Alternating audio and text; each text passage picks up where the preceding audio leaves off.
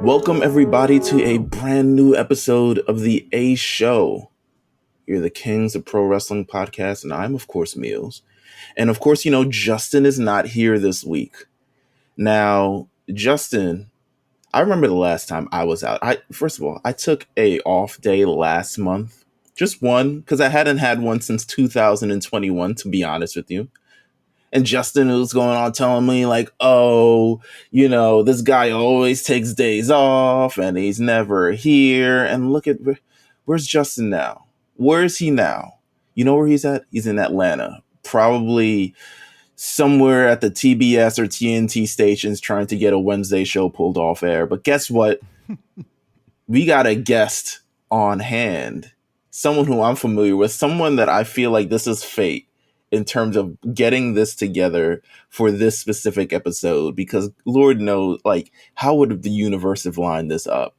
He has not been on since last year. A lot has changed in his life since the last time he was on. A lot. Facts. A lot. Welcome, Jeff J, back to the A Show. Thank you for being, my co-host today, my friend. My man. Thank you so much for having me. We back in the building. You know what I mean? Like another Meelz and Jeff Connect on the A Show. Shout out to everybody, Patreon, Discord, everybody who listen.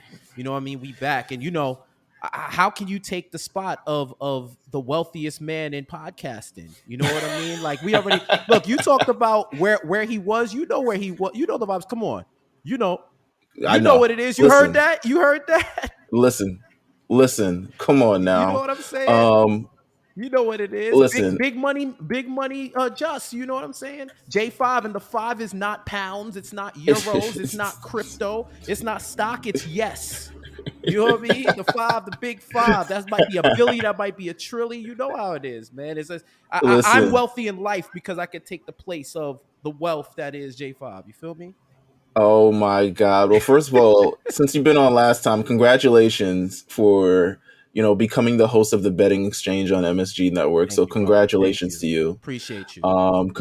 Congratulations on the recent nuptials. Congratulations on getting married. A beautiful thing. Thank you, brother. I appreciate you. Beautiful thing. Absolutely. Congratulations on, I don't know, probably something else that's probably going to happen to you. Something that you haven't revealed. Last time I saw you, we were at Madison Square Garden for that 10 out of 10 episode of SmackDown. Oh, yeah. And little did I know, this man was literally probably coming up to get his work laptop, coming to pick up his keys, coming to get, they gave me a stipend. Okay, cool. I'll go pick that up. Little did I know this man will be working for MSG Network literally like less than a month later.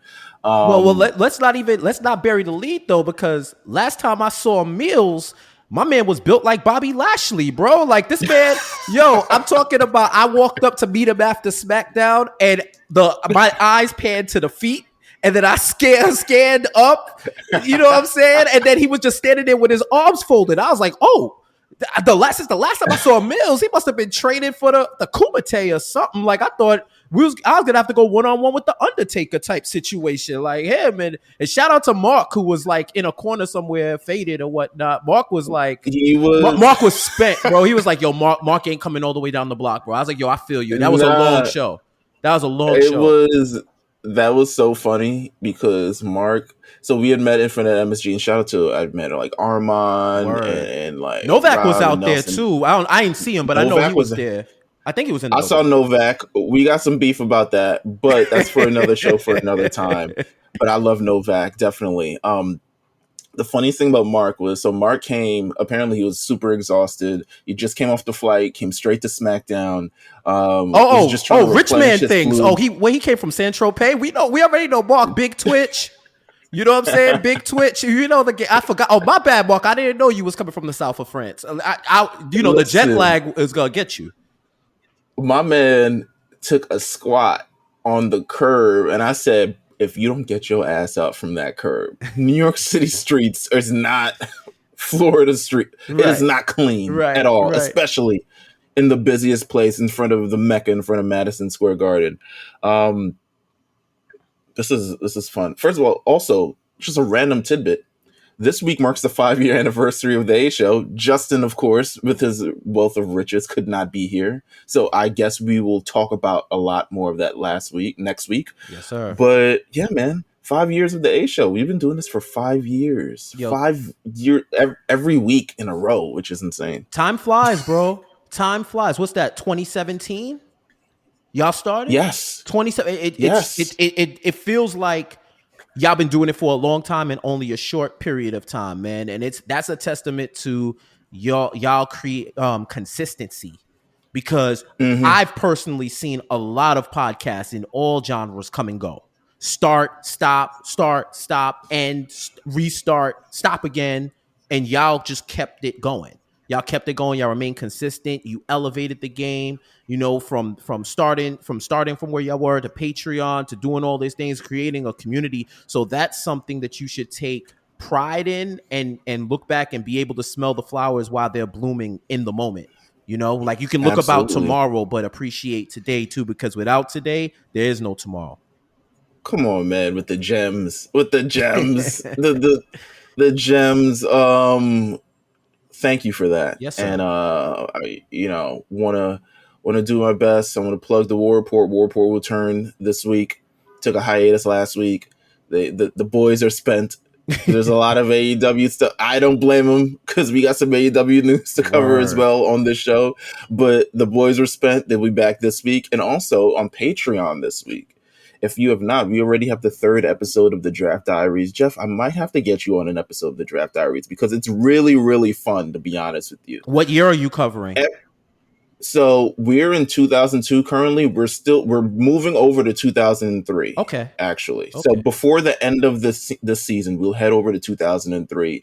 And what we're covering, we cover the news cycles for wrestling. Mhm. We cover the what's going on in that period of time. So I'm excited to get to 2003, because like we started this season with a little split half. So we started with the draft, but also we covered Jay-Z's 2002, which was a very interesting year for Hove.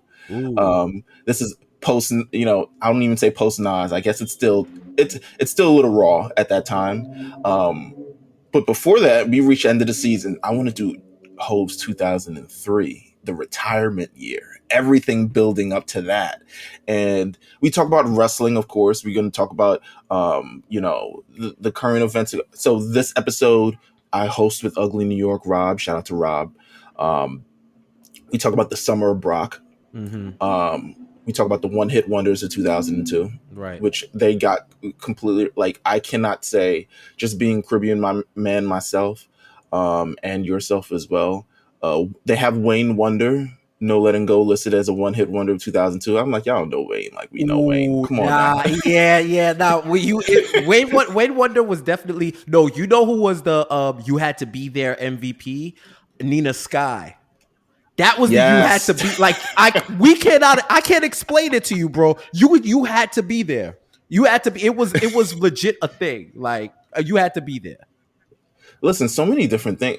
Listen, check out the Draft Diaries on Patreon. It's a lot of you had to be there, especially with one-hit wonders. Right. But you definitely had to be there. When y'all get to 03, you're gonna have to talk about the reign of Curtis. You're going to have to talk about the reign of Curtis in 2003. You want to talk about you had to be there. You should have been there. That man, imagine a power character running hip hop. I don't think there's only...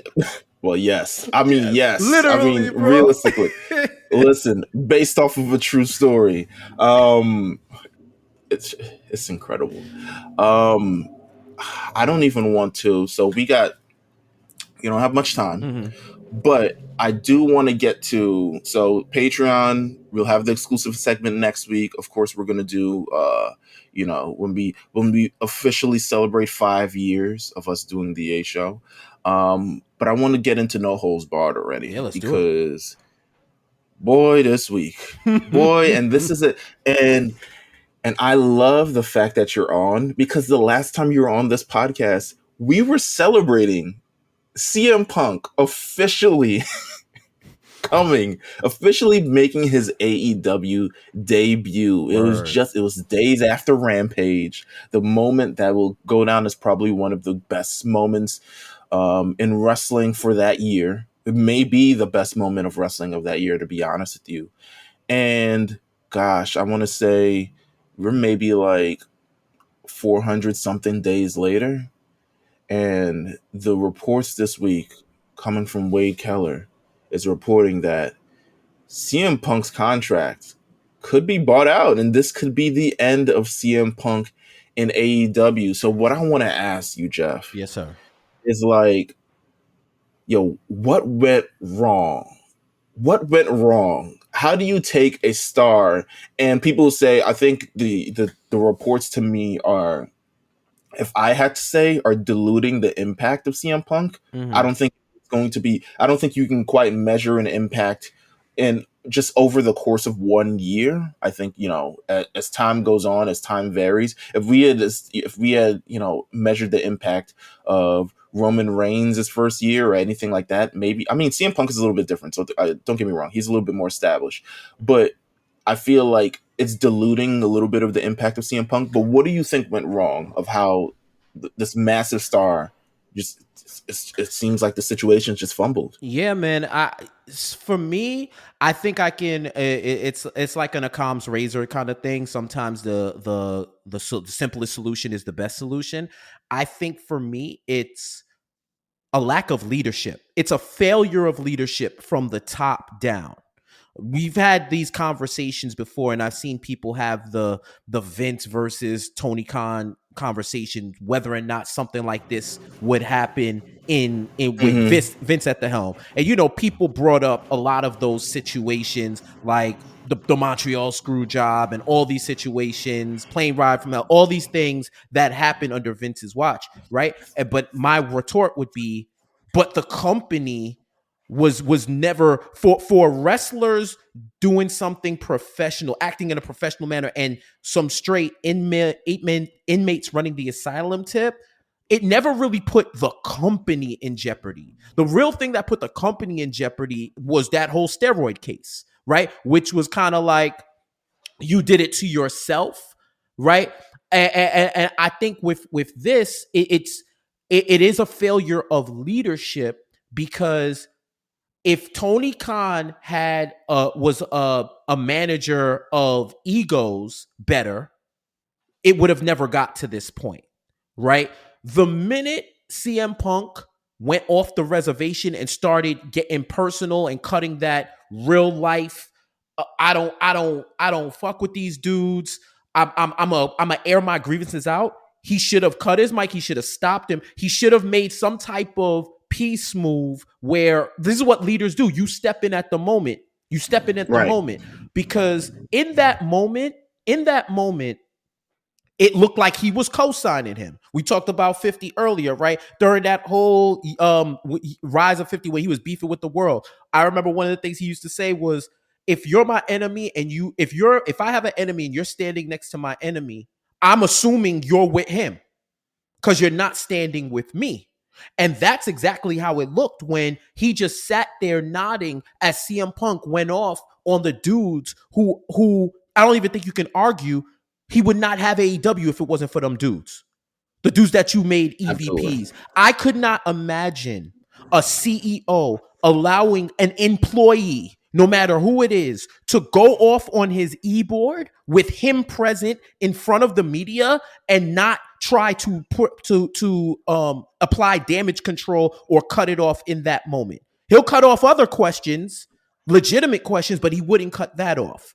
And I think he empowered the wrong people.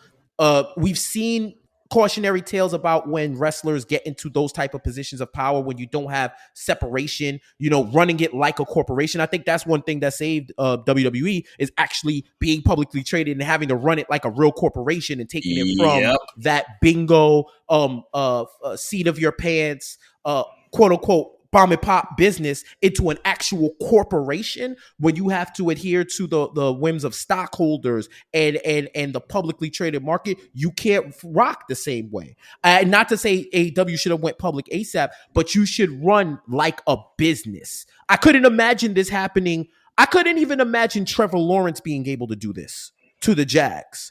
I couldn't imagine that because they say like the NFL is bigger than the players, right? Or even the teams. I couldn't imagine that. So I think for me, it was a failure of leadership where you saw small cracks, small fissures that led to a massive fracture between everybody involved. That to me is, you could talk about the egos and all of that. I look at leadership first. You bring up the Montreal screw job, and I can probably say that feels like the last kind of like punk-ass thing. Yeah, issue where it felt like Vince McMahon was somehow in turmoil with.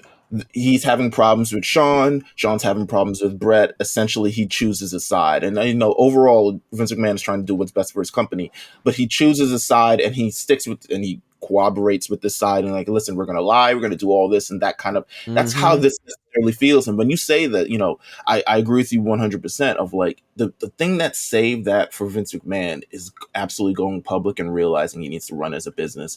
And that's exactly what Tony Khan, like you said, Tony Khan needs to do. I think Tony Khan, to me, this has always been, I think all these problems were resolvable. Especially when you look at from a business standpoint. And I don't want to, Punk to me, very crabby sometimes, definitely has an attitude a lot of the times, but I don't 100% feel like he's unjustified in feeling the way that he feels, because he feels like he's being played with while he's trying to help build a company off of the ground. Right. I think he came in with the intentions of like, okay, we're going to make AEW grow. This is going to work best for everyone. I feel like personally, he worked more dates than he probably should for the betterment of the company. To me, he was on every week. He was like, CM Punk speaks about this. CM Punk. I was like, does CM Punk need to be here every week? Like, to be honest with you, if you're an attraction, if you're the star, like, and that's one of the reasons why I feel like they're also trying to dilute his impact, right? They talk about in this Wade Keller report, it says CM Punk's ratings wasn't off the chart.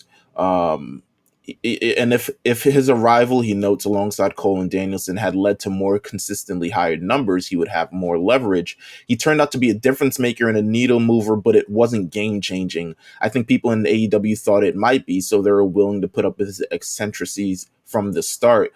And I feel like he's not going to be the needle mover, but he is someone who I believe, and we said this when CM Punk showed up, he's the one who empowers your audience. He's the one who gets them to buy in completely instead of being like, I don't know about this. Like 100%. CM Punk is an attraction, and he was the right acquisition for the AEW audience, and he caters towards the AEW audience.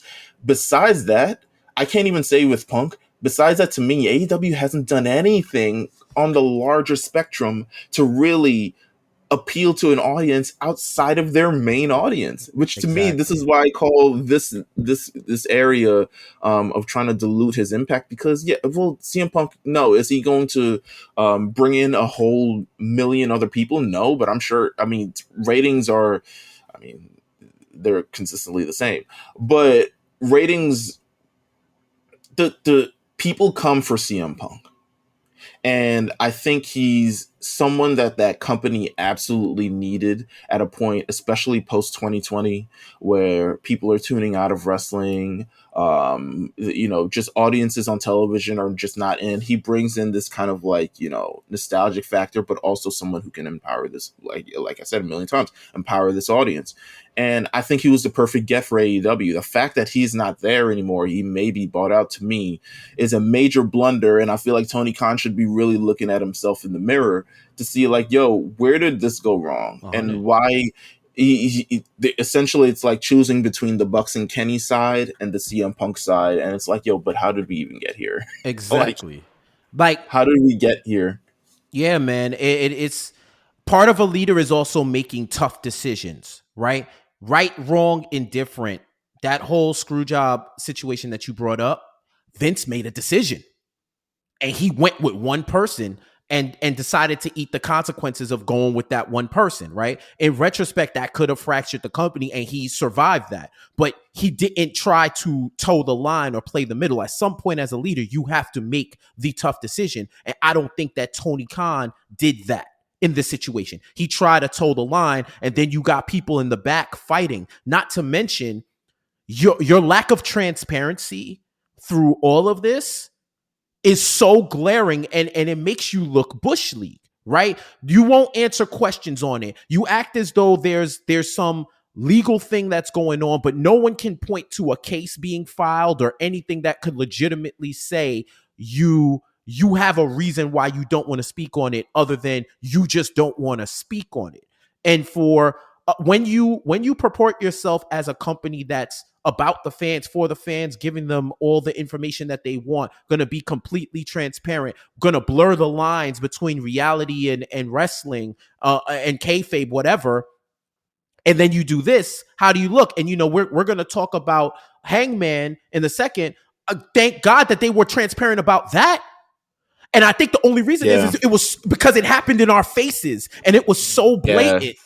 And similar, this is one of the ways where I think they should follow what they do with the Jags and I don't know what they do with Fulham. I'm a Chelsea fan. We don't consider them, they're the dregs of London. But like, you got to report when your player, he went under the blue tent, he's being evaluated for a concussion, and then we'll give you the status. That's the type of transparency that they should have with this, right? And then with Punk, Punk comes with his own set of what did Wade call it, eccentricities, right? But you know the talent that you're signing. You have to be Absolutely. A manager. You have to be an administrative manager, be able to run the day-to-day operations. You have to be able to manage egos. You have to be able to manage money. This is why you have a C-suite and you have people slated to do this job. And let's keep it real.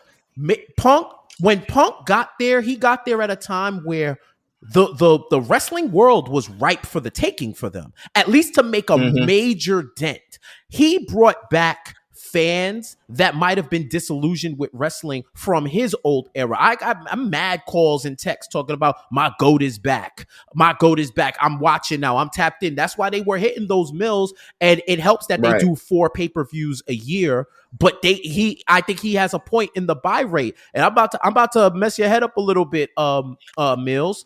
I feel like what's happening with Punk now and how they're trying to discredit his impact on AEW, at least from a commercial standpoint, he's their Russell Westbrook right now. CM Punk is the Russell Westbrook of AEW right now, the way he's being scapegoated for the whole situation. Whether he has a lot of fault in the situation or not, it's like we're denying the fault of everybody else.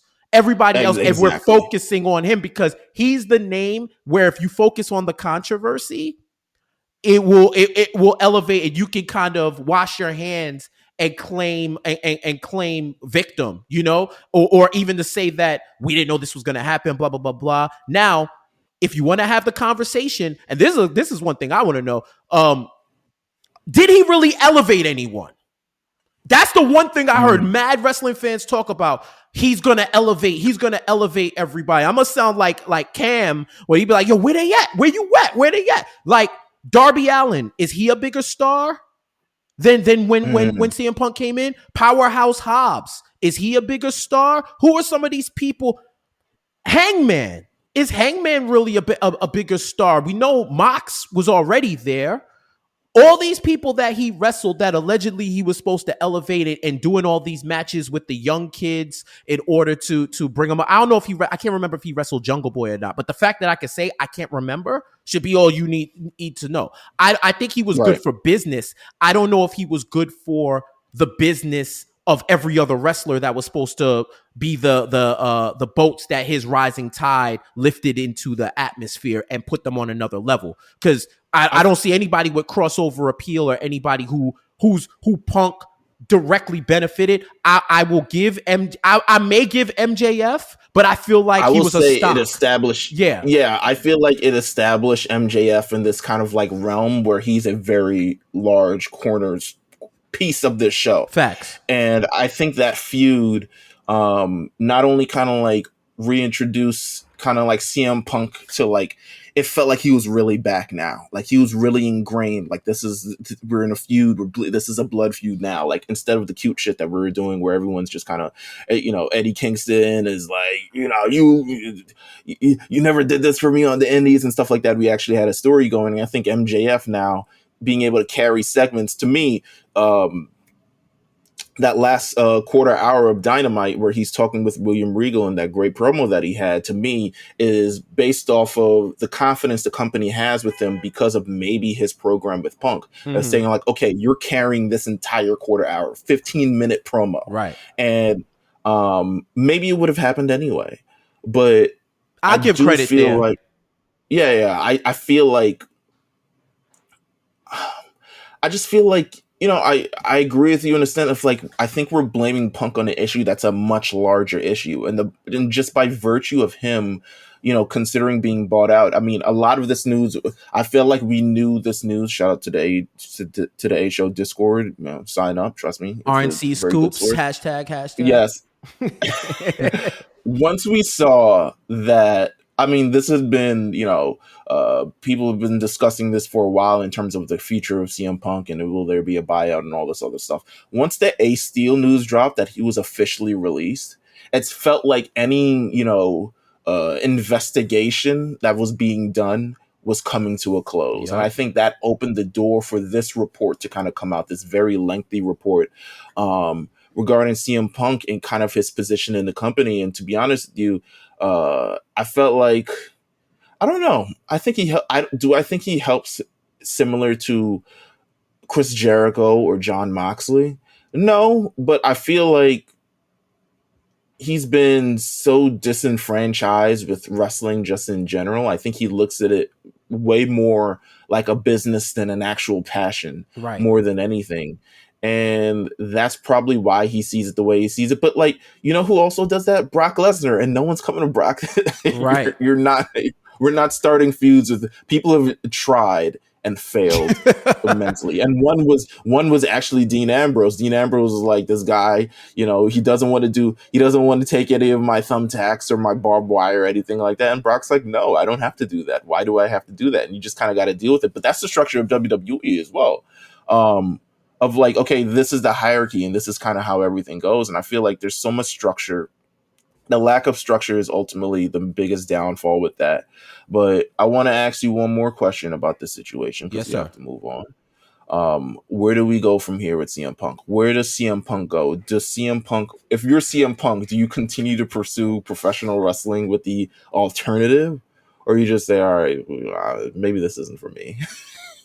Yeah, I mean, at this point, it's funny how life is cyclical, right? We might be back to the original square one. Remember when he was doing the backstage show with Fox, and that was kind of like his toe in the water to return to WWE.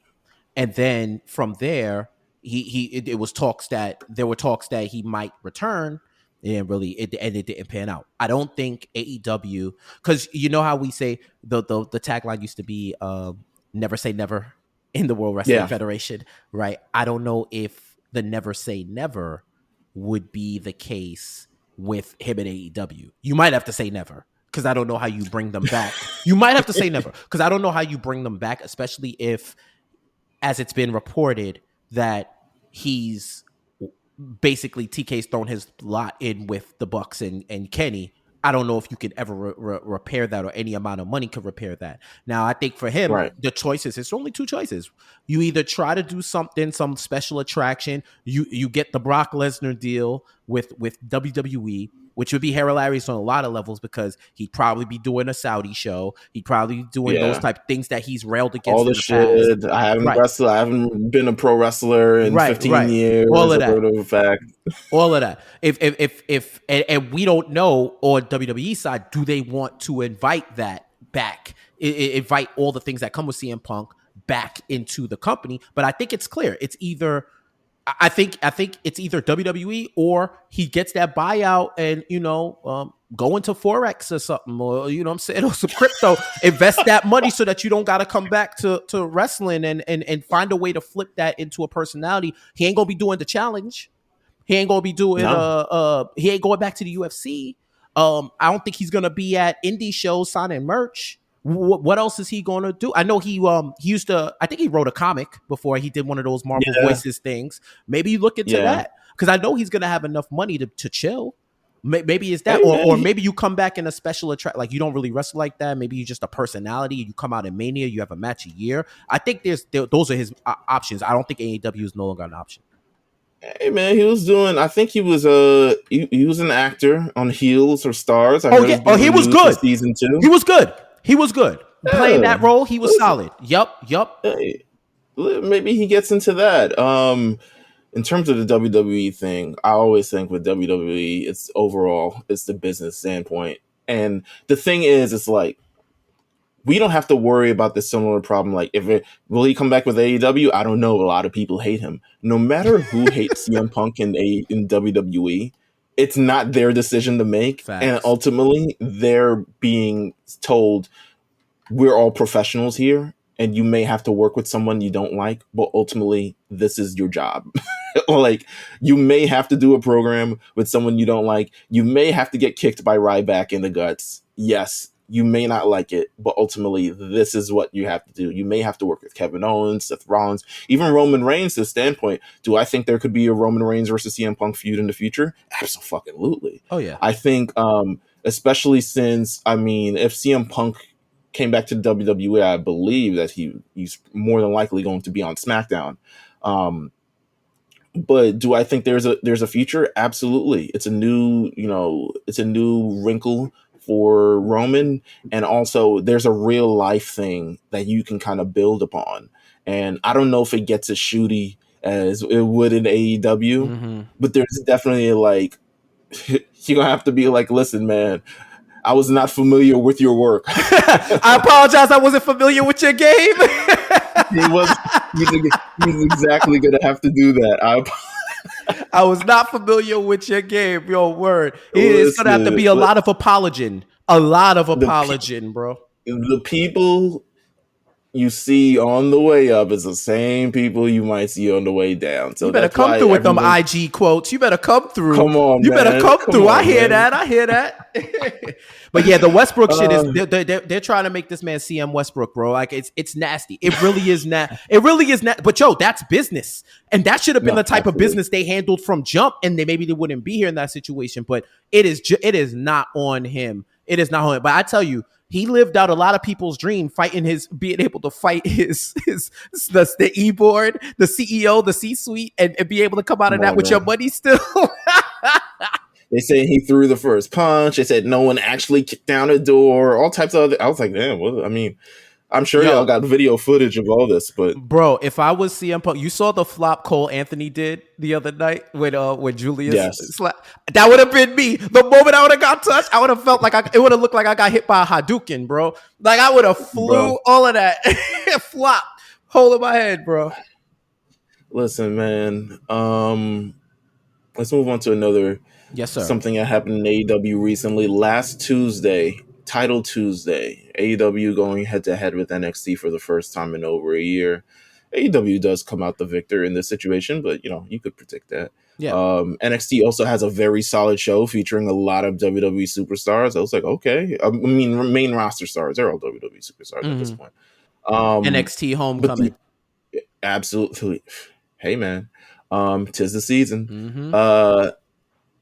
In the main event, the highly highly anticipated main event between Jon Moxley and Adam Page.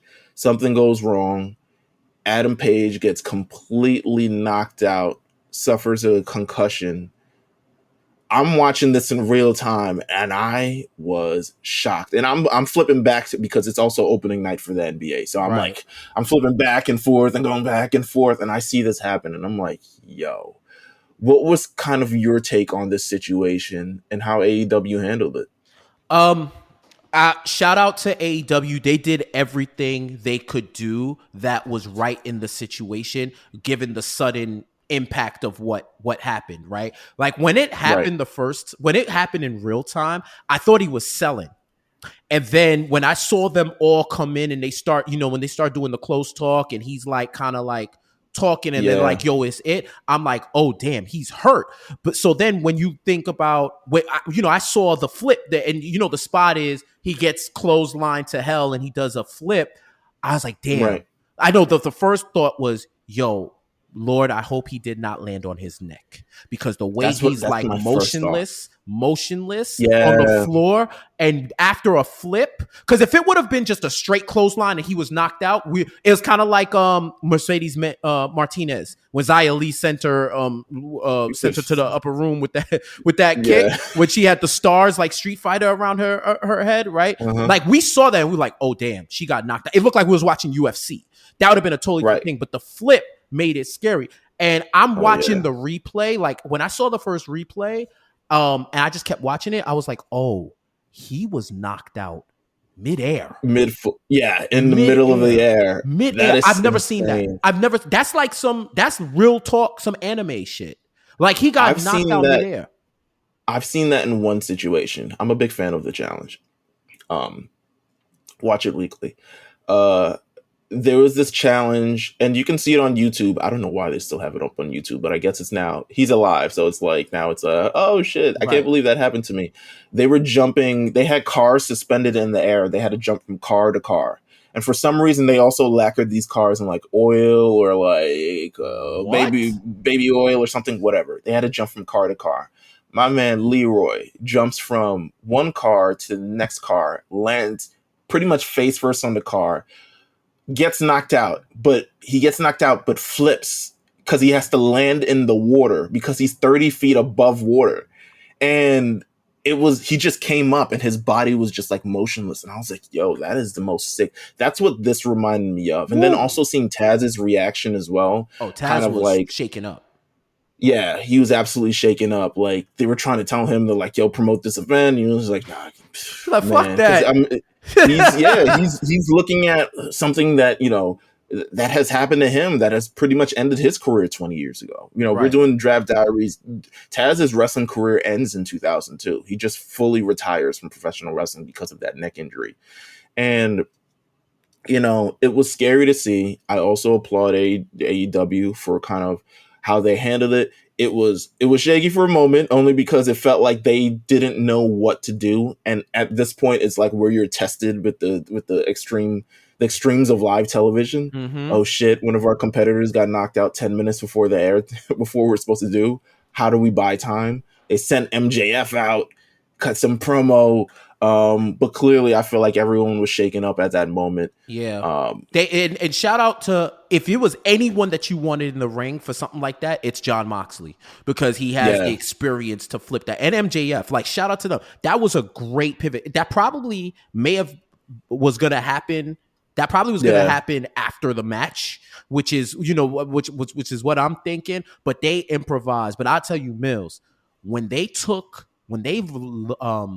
they detached the bottom rope to get him out, that's where I was like, wait, I think he just got knocked out, but did he land on his neck? Was it awkward? When they were like, yo, that's when Taz was like out of it. When they detached the bottom rope, that's when it was like, oh my God, this might be something serious. And I didn't know how they even got past it, but I know some people in the arena said when they were leaving, he gave the thumbs up. I don't know if a lot of people could have saw it, but he did give a thumbs up when he was getting wheeled out. But I wish they would have been able to like show it, kind of like what happened with Big E, because I saw that and I was like, man, hearing him detail how one move, 1 centimeter right or left, and it could have been a totally different story, is Mm-hmm. absolutely insane. But yeah, man, shout out to AEW. They handled it well in the moment. They 10 minutes left in a show, and you got to improvise. That's not easy. Live TV, Nah, that is not easy. And I wouldn't wish that on anyone, but they did their thing in the moment, and releasing info on him as soon as they had it. They did everything. That was a competent organization at play in that moment. absolutely. So shout out to that last bit of. Oh, also, I had this other as a question. Considering the direction of MJF, I know MJF loves to be the heel. Do you turn him face in this kind of situation? Especially, it feels like, especially considering the ending of the show, how he's essentially. I mean, he was introduced with the firm or returned with the firm. It feels like the firm is firmly in the background. Yeah, I don't know what the hell's happening with that. Yeah, I don't know what's going on with that, but it seems like he wants to prove it to himself that he can actually win the AEW championship with no help. That's very heroic. That's very heroic. Opinion. But I think he has to be a tweener, man. I don't think he could be full babyface, because then Right. who is he cutting these heel promos on? I could see him kind of like what I say Austin. Austin was just the don't trust anybody. You just can't trust that man. If you trust him, that's on you. Just like a rattlesnake. You come in and hug a rattlesnake, and it bites you. That's its nature. Why are you expecting a rattlesnake to be a terrier? You know what I mean? But I think with him, he might be in the same vein character wise as like a LA Knight, where it's like you love him or you hate him. He gonna call you an incel. He gonna diss you, but he's cool. He's LA Knight. We not cheering him. Or even like Seth. Seth is a heel. Right. And fans and he kind of leaned into them singing his song. Like, he has his followers. He's a full heel. So I think he can make his transformation into this like tweener. I put some respect on my name as a wrestler. I don't fuck with y'all, but put some respect on my name as a wrestler. Like, I can do this, but I don't know if face is the answer. Okay. I can definitely agree. I just feel like, I don't know, the direction. It's very, it's gray. It's gray. Yeah. It's the arc. He's going on that arc. Like, he's going on his own arc. It's a personal arc. Yeah. As the kids would say, it's giving Vegeta. It's giving Vegeta right now. He's definitely going on. You know what's crazy? Another wrestler in WWE is going on an arc. We'll talk about it a little bit when we get to the show's part. But I really do enjoy that arc that he's going on. In other, I guess another AEW. I just want to say congrats to Willow Nightingale. I think signing to AEW, a lot of people question what was her status. She's officially signed to AEW. I think she's done great work over the last 2 months from everything that I've seen on AEW. So I just want to give her congratulations to her. Salute to her. Got the All Elite graphic. That's like the Rockefeller chain of pro wrestling in 2022 when you get the All Elite graphic. But yeah, I hope they can do right by her and build her up, and she's not, relegated to YouTube for these whole times. Like, you have somebody, you have a babyface, use them, please. And I think you have someone with a completely, not to say like she's a completely different look, but you're showing a lot more diversity with the people that you feature on television. Facts. And I think she's a great worker. I think she's a great personality. I think a lot of people will get behind her if they do the right thing with her. Now, AEW, still one women's segment throughout one women's match throughout the show. That's another issue. We'll get there. But I think it's a great signing for them. Next up, WWE's bringing the Elimination Chamber to Montreal. I can't say it. Well, Montreal. Yeah. Yes, there you go. February 18, 2023. So look at that. Elimination Chamber is back. I feel like I'm not sure if this is a kind of like WWE's direction is going. I feel like this needs to be the last pay-per-view themed pay-per-view with like matches. I want to go back to the model, and maybe they don't want to come up with names like No Way Out or No Mercy or stuff like that. But I feel like this is the last. To me, I want to go back to the match. The occasion calls for the match. You know what I'm saying? Right. Not the match calls for the you're not having the match just because this is the pay-per-view where we have the match, like Hell in a Cell. Right. Because I'm visiting again, 2002. Revisiting this, 2002 is the first Elimination Chamber year. That first Elimination Chamber, and granted, it was just an invention kind of thrown out there, but it ends up being this great way to settle this, this feud that's coming on. It lets you know the landscape of Monday Night Raw, but also great way to continue this feud between Shawn Michaels and Triple H that's going on at the time. Exactly. And it leads to a very, very great moment. But Elimination Chamber's coming back. I'm excited for it. Last bit of news this week: NXT at Halloween Havoc over the weekend. Did you get to peep any of it at Oh all? yeah, I saw it. I enjoyed it. It was a good time. It was like 2 hours and change.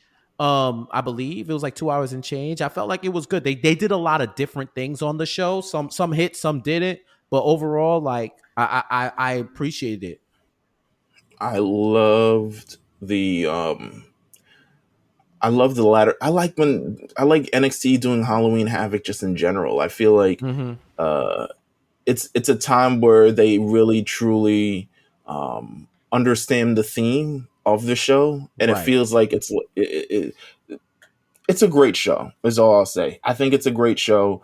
Like you said, there's a lot of hit or miss on the card itself. I'm perfectly fine with Braun Breaker moving on from Yulia Dragunov and and JD McDonough at this point. Yeah, facts. Um, I'm fully fine with that. Carmelo Hayes no longer North American champion, but Wesley. Shout out to Wesley, man. What a What a year. year he's had. Right. And to be able to his first ever singles championship ever in his career. This is how you kind of like rewrite your story and kind of like, I don't want to say change your narrative, but how you this is the start of something new. Everything, something could end. This is the start of something new. Shout out to Wesley. Mm-hmm. Shout out to everyone who kind of won on the card again. Julius Creed is one of them ones. Yeah. um, Mandy Rhodes is on a historic reign at this point. I'm pretty sure she's going to beat whatever Asuka's reign is. Um, what do you feel like NXT's identity is today, especially now that they're kind of like back in the black and gold? Are we back to fully developmental? I think we are. I think it's NXT 3.0, but we're dropping the version number, right? And I think 3.0 is the best. Is attempting to take the best out of the black and gold and the Sunsplash color era, right? I think you're finally seeing what this version of NXT is their attempt to be the perfect case scenario to what NXT could be. Is it its own full-fledged brand that travels like the glory days of the black and gold, where it pretty much was the AEW for WWE fans? That's Right. what NXT was at one point. We remember when Takeover would come to Brooklyn, and then they would have Survivor Series. I never remember that. I never forget that Takeover at Survivor Series, and it was Survivor Series, and then the next day or SummerSlam, and it was every major pay per view. Can WWE follow that? Can the major pay per view Hmm. follow? It was like follow that every single time. I don't think it's gonna be there. I don't think it's the fully development. Try everything, see that it sticks. That 2.0 seems to be, which I think they Right. needed because hey man, this is the business of wrestling. You need to have a gimmick or something that sells you other than I'm nice and I'm a wrestler. You have to have something. And they're trying to build superstars, people that transcend this business to be able to touch multiple different communities and different age groups and ranges and walks of life, because in that at this point of the world you're competing for attention. You're not just competing. They're competing against the NFL. They're competing against every streaming service. They're competing against Friday music releases. They're competing against books. Remember books? They're competing against books. Anything, video games, anything that can take social media, anything that can take your attention away. They're competing with all of that. There is an abundance of content now. So they're competing with Yeah. all of that. So I think what they're Listen, doing with TikTok takes so much of my attention. right, yeah. And God bless what the work that you do on TikTok, because the Sundays on Meelz' IG have me screaming. I don't know I need your algorithm, because you be finding some shit. Like, I'm talking about laugh out loud stitches Sunday morning, bro. Like, Meelz joint is must see IG, bro. But yeah, like, I think this 3.0 is the synergy with the main brand, where you're like, it's like development plus. This is where we build our future stars, but we also, you know what it is, Meelz? It's the G League. Yeah. It's the G League. You may see Wembanyama come and play an exhibition game. You may see someone get elevated to an NBA team. You may see some guys in the NBA roster go back down to like get some reps. They may not be prime time ready to have a rotation spot. So we're going to send them to the G League so that they can hone their craft, get some notoriety. And then when they come back, they're even better than before. But we don't deny the existence, but we do have interchangeable parts that can go back and forth. That's where I think the future of it is. And that's where I think they are now. It's a great direction to go in. I support it. And I'm interested to see where they go next and how they're setting up their actual scene moving forward. I think now that Carmelo's out, I don't know if he's fully out of the North American title scene. He might have one more, it's not that I'm going against seeing Wesley versus Carmelo Anthony for another time. And then, Shawn Michaels had some report that Carmelo Hayes still has a ways to go, but he's absolutely main roster ready. And I agree with that. I think, I think he still has a lot to learn. I think if my only critique of Carmelo is, I think he has a move set of a face and very much so playing a heel. Mm-hmm. And it isn't to the Shawn Michaels standpoint of like, I can do this because I'm that good in the ring. It's more so like he does this. I feel like he isn't completely playing the role of the character that he's being, pretty much the character that he's supposed to play. It isn't fully committing to the role. But overall, I think he's got all the chops. I think he's quick-witted. I think he's athletic in the ring. And I think when he does go to main roster, it's going to be a great moment. So shout out to everyone in NXT. And I know you're a Knicks fan, Meelz, because you definitely called that man Carmelo Anthony. Oh, it's gonna happen at one point. It was gonna happen at one point. All I heard, you said that. All I heard was 3-point goal. First of all, I like we don't have a moment where we have fully Knicks buy-in on this podcast. Oh yeah, no, yeah, we here. I would just like to say, I feel good about our season this year. I would just like to say that. I feel like Jalen Brunson is pretty much an invigorating factor on this team, taking a lot of the pressure off Julius, which allows Julius to kind of play a little bit more naturally, bit more without having to think like, oh, I got to pass. I got to facilitate and also do. It's not all in his brain too much. And I think that's led to his stellar play as of late. But I do think the Knicks are in a good position this year. What a difference a point guard makes in leadership. All them blown leads, because at the time you're listening to this, they had just played the Magic. That would have been a game that Terrence Ross came out of nowhere and hit like 85 threes to take over the lead. Like, we saw that movie before, and they did it. So yeah, man, like it's good times. It's good times, and y'all gonna be mad, and I'm gonna love it. I'm drinking tears. I'm drinking the hate. We embracing the embrace the hate era might be back. I'm excited. I'm excited. Also, in worst case, we try to get Wembanyama. Fuck. This is very true. Let me ask you this question. One more question. Yes, sir. Have you ever had a Tahitian treat? You want to know what's crazy? I heard this debate that y'all were having about this. I have seen Tahitian treat before. I don't believe. Okay. I might have had it once. You want to know why you probably never noticed it, Meelz? Because did you ever drink Tropical Fantasy? Of course. It was around there, and for us in New York, Tropical Fantasy is probably what Tahitian treat is to everybody else. Yes. And there was a point where the conspiracies came out about it lowers your sperm count and all of that. So we probably blocked out Tahitian treat. But I have seen it the same way they used to have like Sundew drinks in the cartons, Tropical Fantasy. We also have the cola champagne. I know a lot of people might not know that. If you're Caribbean, you know what I'm talking about. Of course, of The cola course. Listen, champagne, right? Like a lot of people don't have that, but I will say it's not everywhere. But I have seen Tahitian treat in New York before. At least I feel okay. that in my soul that I have. I don't think I've drank it before though. Okay, I've never seen. I went on a journey. I've gone in many. I take my walks. I take my runs. I'll stop by a corner store. I'll look in. I'll look crazy. I'm going in just to look if this particular soda is there, and if it's not, I leave. So, Oh yeah, just want to I'm let looking y'all it up know. now. Oh, I've definitely seen this before. Meelz, you gotta go into like the deepest part of Caribbean stores. Of course, You gotta go to the mom and pop Jamaican store where as soon as you come up and say hello, the they market. suck your teeth. They suck their teeth. What you want? What you want? Everything is finished and it's noon, but oxtail is already done for the day. That's where you gotta go to find Tahitian treat. Or like Fambria or something like that. One of those.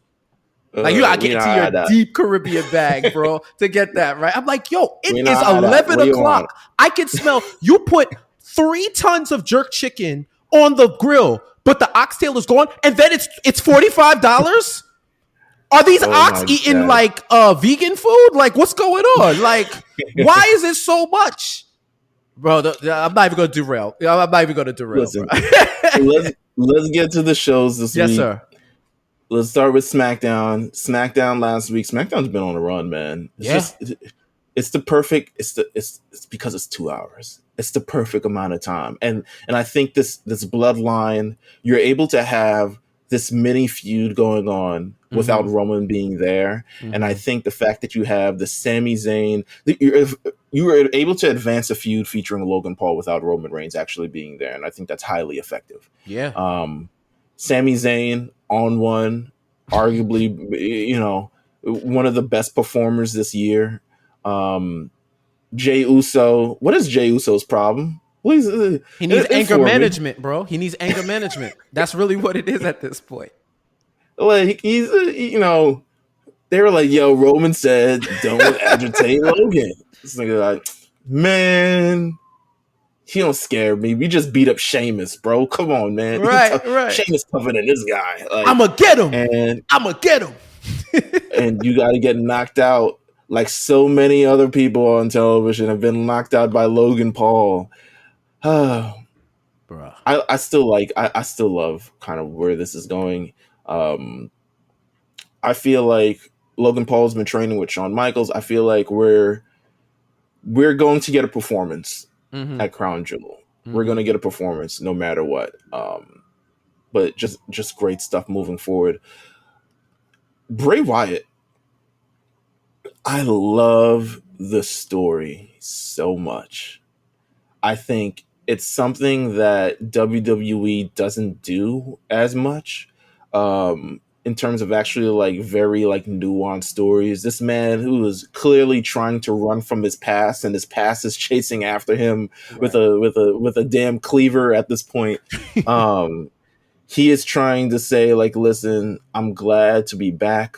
I'm glad to be here. I heard everything. I was a rock bottom, but now I'm able to pull myself up. But there's something that's chasing me. How do you feel about Bray Wyatt being a face? How about that? I like it in the way that they're doing it because he's really tapping into the essence of what it means to be a sympathetic figure for this audience. I think Mm-hmm. the fans can look at Bray and see themselves. Remember like the Nirvana 90s, like the emo era where all these Yeah. sad boy alternative artists were coming out and fans were connecting because I get depressed too. I'm trying to run from my demons too. I feel like there's dark days and I don't see the ray of sunshine through the clouds. But Bray is that ray of sunshine for people. And we know his conflicted history and the multiple personalities that he had. What if this was all just a journey for him to find his way? And the fireflies are lighting that way. And this is what I Mm. get to him. I see the poetry he's trying to elicit, the poetic vibes he's trying to elicit from the story and for our reactions. I see it. The way they've built this QR code, it was a journey. We took the journey with him, and now he's here, and everybody wants him to succeed. It's real. It's some of the best stories ever in wrestling combine real life situations with what the character is going through. It's art imitating life, imitating art, right? And this is what he's going through. And to think that he's literally fighting within his own self to be something greater, to be whatever it is that we thought he should be or the expectation should be. It's another one of those type of storylines done in his unique, eccentric, far out way. And I'm just along for the ride, man. I'm tapped in. He said a lot. He said just enough, and it was like his emotions told the 10,000 words where his words only had like a couple of minutes. And I'm man, fully it's Keanu Reeves at this point, my friend. Right? It's like I know you out there. You know what I'm saying? Like, yo, bruh, I'm pinching myself. Like, yo, is this real air we're breathing right now? Is there a spoon? Is there a spoon? Like, dog, I'm fully bought in. Another person who's going on a transformation, Liv Morgan. Liv Morgan's in her extreme girl bag. She has lost the SmackDown Women's Championship, but apparently has not lost her way because she is now transformed into this much more extreme character. It's a lot more tougher character. I love it. I feel like this is something that usually back in the day, maybe with a previous regime, we would see probably Liv lose another time, and then she would kind of get like, oh, okay, Liv's found a tag team partner. That's crazy. Like, you know what I'm saying? But the character development for Liv, I truly feel like they have a lot built into her, and I love it. Like, this is some good stuff. Yeah, I like this Queen of Extreme type situation where now she's like the masochist mommy and whatnot. She enjoys the pain. Like, you putting her through, you hitting her, you're punching her, you're trying to snap her arm, and she's smiling. And she built that off of the Ronda loss, smiling as she was getting choked out. Right. And everybody's like, what the hell was she smiling for? And now we see, you saw little hints when she started getting extreme. Extreme Rules broke her in a good way, right? Where it kind of broke her normal reality of who she was, where she still has joy, she still Liv Morgan, but Extreme Rules, it's almost like she crossed a certain threshold of pain where she's able to convert it into something that fuels her even more. So she could take this and be a whole nother level of badass if she keeps tapping into this extreme character. Hey, come on, Sasuke. Come on. Yeah. Come on now. What are your thoughts on this big kaiju battle between Omos and Braun Strowman? Oh, you know, dog, I was about to say something super wild. I'm not even gonna say it. I read it in my mind and I was like, nah, because y'all gonna clip it and put it in the Discord and run that back. Like, nah, you ain't gonna get me like that. But dog, like these are two guys. It's cool. It's like a spectacle. It's a spectacle, and I think WWE does that well. This is the perfect match for Crown Jewel. They're literally going to get like two kaijus battling each other. They're going to probably do some ridiculous strong man, big man stuff, you know, and it's going to be cool. Like, I think it was cool to like show that Omos is on his level of strength. So now Braun has a little to overcome. Like, oh, this is a big boy too. You're not the biggest dog in the yard right now. So what you going to do, Braun? So I fully expect them to have some wild spot in Saudi and do something crazy. But I think that you come to see spectacle in the shows too. You're going to see great wrestling. You're going to see storylines, and you're going to see a spectacle. Like, I think it's good for that. Absolutely. Let's move over to Monday Night Raw. Yes, sir. What an ending to Raw. First of all, stellar main event between Bianca Belair and Bayley. Yes, sir. Who else but them? You know what I'm saying? These two ladies have been killing it, especially over the last number of months. I've kind of made this feud. Granted, while I've been critical at moments, I can't hate on this match. This match was very, very good. But more than that, the surprising piece after this match Nikki Cross. Nikki Word. Cross, who's seemingly been left in the wayside. I mean, just a few weeks ago, even probably just last week, she's doing self-filmed. I don't even want to say self-filmed. They probably have someone from WWE filmed them. Twitter segments with Dana Brooke and Tamina and Dolph Ziggler and everybody else who you don't see on TV. But now it feels like she's reverting back to that, sanity Nikki Cross. I originally, so I remember just watching it and be like, huh, okay, that was a choice. Only because I was just like, okay, I don't like the idea that she's reverting backwards, because I felt like we did so much work moving her forwards as a character. But sometimes, sometimes the path is a little less, it's not as straight or goes in front. Sometimes it takes a squiggle here and there or something like that. What's your kind of thoughts on Nikki Cross? First of all, she laid the shit out of the referee, completely clobbered the referee. He ate that crossbody. It's funny because when I saw it, I was like, I don't know if they meant to do it like this with the camera angle where her face was covered. Like probably the people in the crowd knew who it was because they saw her climb up. Right. I thought it was a wig.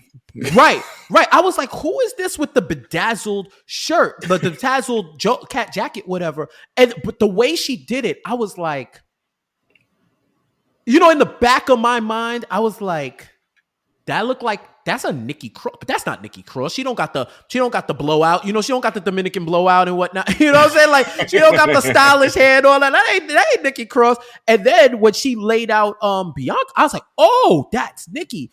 And I was like, okay, like when she did that, I was like, okay, it was mad thoughts at once. One, I was like, yo, is she part of Control? But she knocked Damage Control out too. Then she attacked Bayley, and I was like, oh, this is Nikki Cross. She's unhinged. She got a makeover and said, now, you know what? I'm going to be me. Yeah. She was like, I like the way I look, but I'm not going to change who I am on the inside. Right. And she went off. And I think it's good. Like, I agree with you. It almost seems like a failure to revert. But just like with some, like you update apps. We update apps. A majority of people update apps all the time. And we do it mindlessly because, okay, you got to squash some bugs. You got a new feature. You got to update a feature. Okay, cool. We update it. Sometimes those updates don't stick and you have to revert back to figure out why and then update again. This is what I look at with Nikki Cross. I think it was great for her as a wrestler to try, because it was reported that was her idea to be Nikki ASH. She tried it. It wasn't really rocking.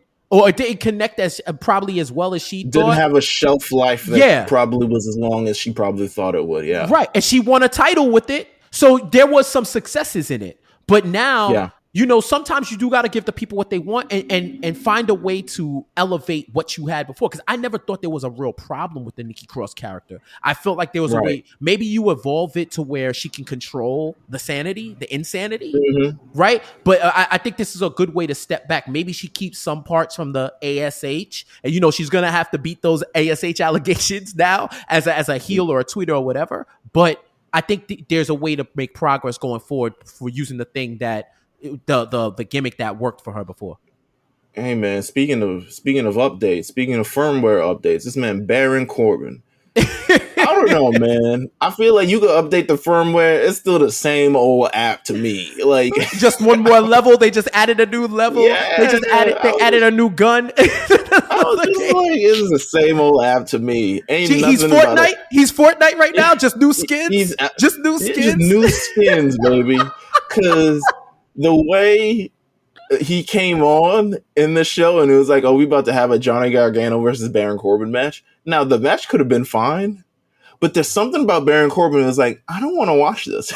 Oh, yeah. Like, I think it's because, you know what? I think it's because I feel like 2 hours into the show, maybe in the second hour, maybe in the first hour, I'd already seen so much wrestling. And then you're like, okay, we're going to stall for a bit. We're going to get our Johnny Gargano, Baron Corbin thing off. And don't get me wrong, love JBL. I'm still not, the pairing, it's not completely weird to me, but it's kind of weird to me. Like, yeah, I feel like Baron Corbin, to me, it was like the pairing of Stoke and Jade, for instance. And Mm, shout out to Stoke. But Jade can speak and emote and do everything on her own.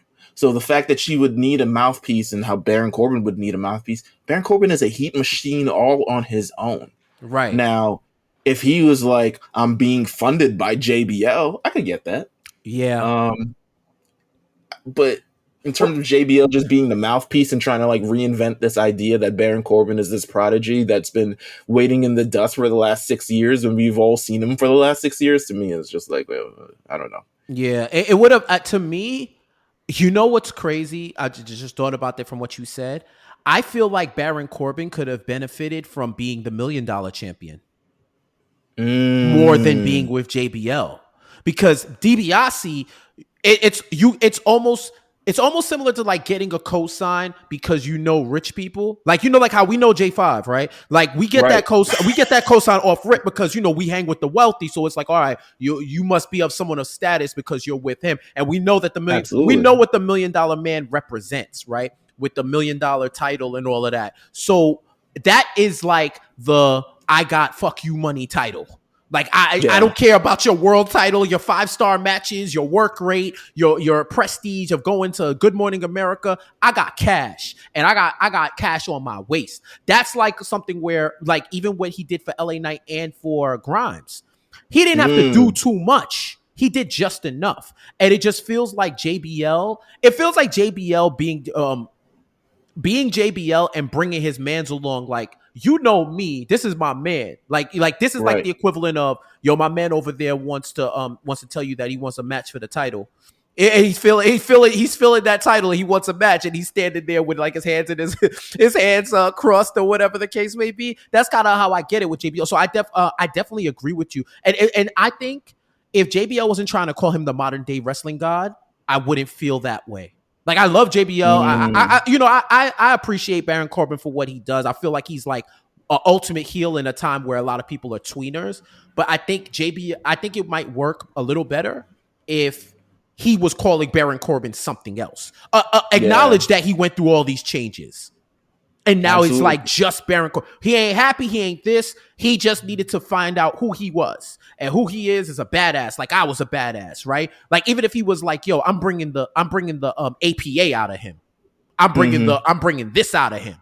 Like that to me would have been like, "Yo, I'm rich, and I need him." Like bring up stories about him and Ron drinking and beating people down, and like, "Yo, that's who it is." Like imagine if he brought Ron in to like kind of like try to bring that fire out of him. Right? You know what I'm saying? Like something like that. But I think trying to make him like JBL now, I kind of feel like he already was. Yeah. You know what I'm saying? But you know what idea you gave me for Battle of the Wealth, Cameron Grimes versus Baron Corbin. Listen, Cameron Grimes needs that call up. If you Oh. want a face who's like, listen, that my money's, I'm I don't know how much you could be a face. I guess a wealthy face Oh, versus the wealthy heel. Yeah, because In terms he's of a meme stock. He's a meme stock wealth. So people yeah, yeah. appreciate that more than old money. Old money, new money, some type situation. I love it. I love it. Let's get that thing going. Yes, sir. One more view that we have on here. We got Seth Rollins versus Ali. Mm-hmm. Ali has a match with Austin Theory. This is Austin Theory's first win on TV since July. That's God months. bless him. He's got Money in the Bank briefcase, but I don't know what. At least he got a beard now. I guess that's the thing that he was trying to like, Yeah. to make him a little bit, add a little bit gruff, a little grit, Right. a little toughness. Yeah, shout out to my wife. Eyebrows. My wife was like, he looks different. And I was like, what are you talking about? He's like, Theory. She was like, yo. And I was like, yeah. I'm looking at him. She was like, he didn't have a beard before, right? And I was like, yo, you know what? He's been he had the slow grow. And shout out to him, because I know a lot of brothers out there cannot do the slow grow where you can see the beard forming. Like it's just either on there or it's not. national television. Yeah, on, right. no. Like Elias would kill for that level of instant growth right now, right? But like, yeah, she was like, yeah, he looks like scruff. He looks different. I was like, yes, Theory does look different. So yeah, she noticed that off rip. So maybe that'll work. How do you feel about the Rollins versus Ali feud? Do you feel like this is the opportunity that Ali is needed? Yeah, for sure. I think you pair him up with Seth. we talked about elevation before, right? Who better to elevate somebody than Seth freaking Rollins? Have that match, have it. I think they're gonna probably do it in Saudi, right? Have that match in Yeah. Saudi, have a banger, and then he could still be in the mix for those titles, and maybe eventually. I would love one day, like once they sort out this Roman reign, I would love for one day for Ali, like it goes back to the way it used to be, where one title is like the spectacle title, and the other Mm-hmm. title is like the work rate world title, where Mm-hmm. he can get his world title shot back that he had to sacrificed via injury for Kofi Mania. You know what I Right. mean? Right. So because I did he ever wrestle? He never wrestled Kofi for the title, right? They had a match years later where he brought that up. But that would have been Right. like, He I think he wrestled. gets one. I think he got one. It was before Last Mania. year? He had a triple threat with Kevin Owens, Mustafa Ali, and I think Daniel Bryan. Right. Um, Right, but this is right, right. before that. This is before that Mania. But yeah, nothing lately. But Yeah, I'd listen, love to see it. Ali's getting the opportunity. By all means, let's see what he got. You know what I'm Yes, saying? sir. Like we gotta at least see. We gotta at least see where this is going. Another underrated part of the show for me, I love seeing the style evolution of Judgment Day as Mm-hmm. we go week by week. Because I feel like they added way more shit. Like now, David Priest has got a headband. Um, fucking the Dominic Mysterio, who's comparing himself to modern day Eddie Guerrero. Come Which on is now. hilarious. So no, they know what they're doing. They know what they're doing. We got Judgment Day versus the OC coming at Crown Jewel. Judgment Day are on its hair currently. They are the baddest mofos on the roster. It makes me want the titles split desperately even more now Yeah. because there's opportunity to continue to elevate this group. And Facts. Judgment Day is absolutely there. They got all the VC right now. They just Listen, keep adding. absolutely. It's a but that was Monday Night Raw. Yes, sir. 3 hours of Monday Night Raw. Jeff, thank you, bro, for coming on to the show this week. My man, it was a pleasure, man. We got a lot of that wrestling talk in there, a lot of jokes off. You know what I mean? It was an awesome time. Like shout out to y'all once again. 5 years, that is no small feat. That is a major milestone, especially in a fickle industry like Whew. podcasting, where you see a lot of people. Once again, you see a lot of people come and go, and y'all have been an institution and a consistent weekly brand for folks to follow. So, much success to y'all. I hope you continue to grow, continue to ascend.